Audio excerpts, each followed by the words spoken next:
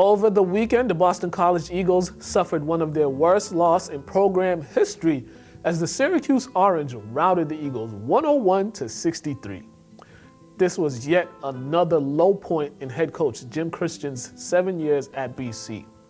The Eagles, who are now 1-5 on the season, have dropped 4 in a row, and it looks as if their streak of not making the NCAA tournament will continue. The Eagles' last tournament appearance came in 2009 under head coach Al Skinner. Since Skinner and the Eagles parted ways back in 2010, the state of basketball for the Eagles has been an embarrassment. Eagles thought that Steve Donahue would be able to do just as good of a job as head coach as Al Skinner did. It turned out they were wrong. Donahue would go on to post a 54-76 record in 4 years as head coach of the Eagles. Although he had success at Cornell, leading them to the NCAA tournament and scoring victories over Wisconsin and Temple, that did not translate over at BC.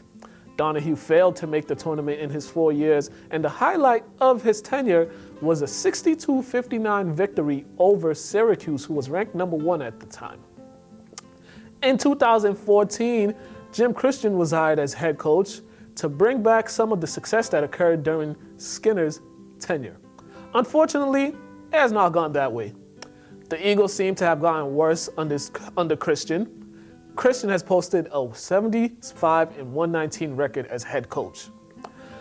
This also includes a season in which the Eagles went 0-18 in ACC play with the overall 7-24 record.